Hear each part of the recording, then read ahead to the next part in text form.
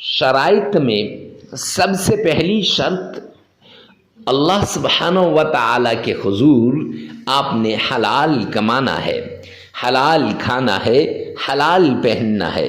کیوں؟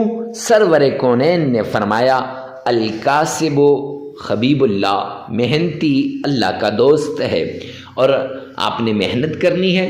اور دوسری ایک حدیث پاک میں سرور کونین نے فرمایا جو شخص حرام کا ایک لقمہ کھاتا ہے تو 40 دن تک اس کی کوئی عبادت قبول نہیں ہوتی، نہ نماز قبول ہوتی ہے، نہ اس کی اور کوئی عبادت قبول ہوتی ہے۔ تو معزز سامعین کرام، اگر آپ نے حرام کھا لیا تو پھر آپ کی عبادات قبول نہیں ہوں گی، تو وظائف کہاں سے اثر کریں گے؟ تو وظائف کے مؤثر ہونے کے لیے پہلی شرط حلال کمانا، حلال کھانا، حلال پینا اور حلال پہننا ہے۔ تو اس لیے آپ نے پہلی شرط پر عمل کرتے ہوئے حلال کمانا ہے، حلال کھانا ہے اور حلال پہننا ہے۔ دوسری شرط، آپ نے نماز کی پابندی کرنی ہے، کیوں اللہ کا اعلان ہے قرآن پاک کے اندر وَمَنْ أَعْرَضَ عَنْ ذِكْرِي فَإِنَّ لَهُ مَعِيشَةً ضَنْكًا، جو میرے سامنے جھکنے سے اعراض کرے گا، جو میری یاد سے غافل ہوگا، جو مجھے یاد نہیں کرے گا، قرآن کی تلاوت نہیں کرے گا، نماز نہیں پڑھے گا، فرمایا فَإِنَّ لَهُ مَعِيشَةً ضَنْكًا، میں اس کی معیشت کو تباہ و برباد کر کے رکھ دوں گا۔ تو جب اللہ کسی کی معیشت کو تباہ و برباد کر دیں تو کوئی ہے جو اس کی معیشت کو صحیح کر سکے؟ تو اس لیے معزز سامعین کرام، آپ نے یہ 5 نمازیں لازمی پڑھنی ہے۔ ہاں آگے پیچھے ہو جائیں تو خیر، لیکن وقت پہ پڑھنے کی کوشش کرنی چاہیے۔ تیسری شرط، آپ نے اکیلے میں، تنہائی میں، ایسی جگہ میں آپ نے عمل کرنا ہے جہاں کوئی آپ کو ڈسٹرب نہ کرے، ڈسٹربنگ کریٹ نہ کرے۔ کیوں؟ جب ڈسٹرب ہوں گے پھر وظیفے کی طرف دھیان نہیں رہے گا، جب دھیان نہیں رہے گا تو پھر معزز سامعین کرام کیسے وہ وظیفہ قبول ہوگا؟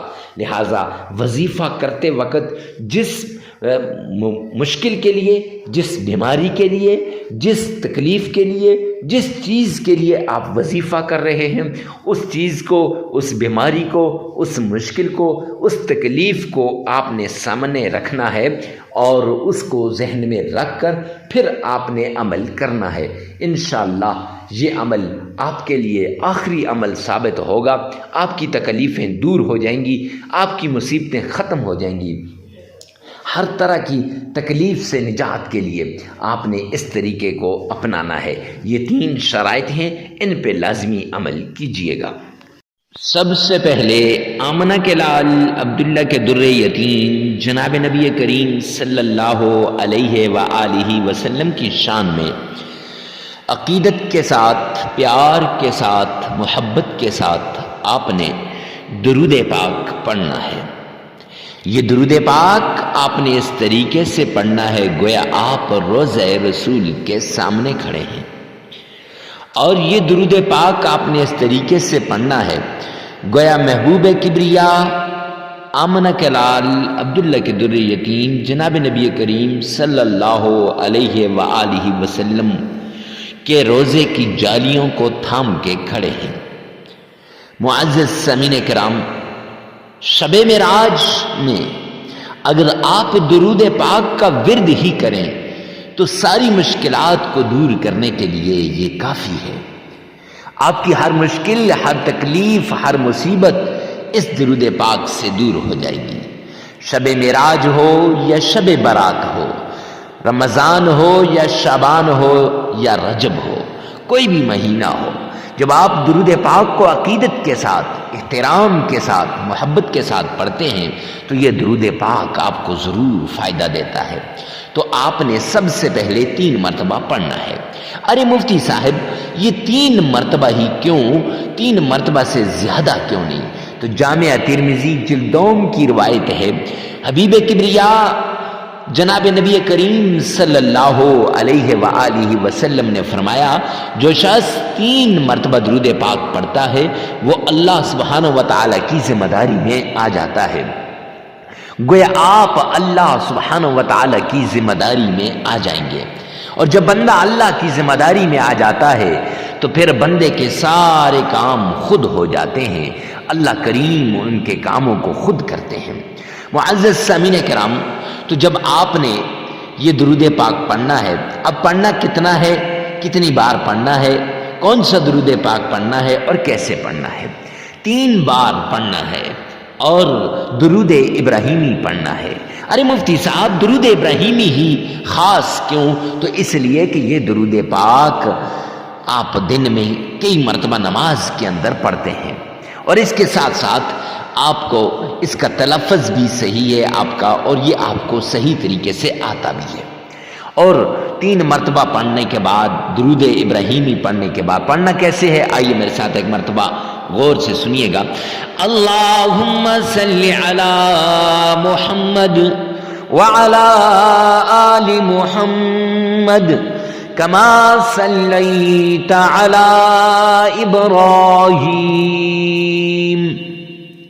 وعلى آل إبراهيم إنك حميد مجيد اللهم بارك على محمد وعلى آل محمد كما باركت على إبراهيم وعلى آل إبراهيم إنك حميد مجيد۔ 3 مرتبہ عقیدت کے ساتھ، پیار کے ساتھ، محبت کے ساتھ، ذوق اور شوق کے ساتھ آمنہ کے لال پر آپ یہ گلدستہ عقیدت درود پاک کا پیش کریں گے۔ جب آپ یہ درود پاک کا گلدستہ پیش کریں گے، رب کائنات کی قسم پھر آپ کی ہر مشکل دور ہو جائے گی۔ اس کے بعد وہ تسبیح جس سے اگر آپ کو نوکری نہیں مل رہی تو نوکری مل جائے گی، اولاد نہیں ہو رہی تو انشاءاللہ اللہ نرینہ اولاد عطا فرمائے گا، آپ کی ہر مشکل، ہر تکلیف، ہر مصیبت، ہر پریشانی دور ہو جائے گی۔ وہ تسبیح آپ نے پڑھنی ہے۔ حسبنا اللہ ونعم الوکیل، یہ تسبیح آپ نے 313 مرتبہ پڑھنی ہے، 313 مرتبہ آپ نے پڑھنی ہے۔ اور اس کے ساتھ آپ نے قرآن پاک کی چھوٹی سی سورت ہے جسے سورہ قریش کہتے ہیں، لِإِلَافِ قُرَيْشٍ إِلَافِهِمْ رِحْلَةَ الشِّتَاءِ وَالصَّيْفِ فَلْيَعْبُدُوا رَبَّ هَذَا الْبَيْتِ الَّذِي أَطْعَمَهُم مِّن جُوعٍ وَآمَنَهُم مِّن خَوْفٍ۔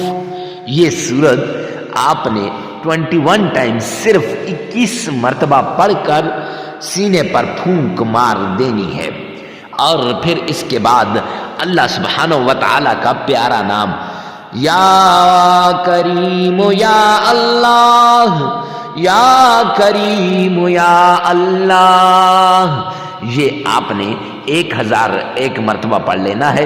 پھر درود پاک آپ نے 3 مرتبہ پڑھ لینا ہے۔ معزز سامعین کرام، عمل مکمل ہو جائے گا۔ یہ عمل آپ 3 دن بھی کر سکتے ہیں، 5 دن بھی کر سکتے ہیں، 7 دن بھی کر سکتے ہیں۔ اپنی ضرورت کے مطابق آپ اس عمل کو کیجئے گا۔ ویڈیو کو ثواب کی نیت سے صدقہ جاریہ سمجھ کر آگے شیئر کرنا مت بھولیے گا۔ اللہ سبحانہ و تعالی میرا اور آپ کا حامی و ناصر ہو۔ والسلام۔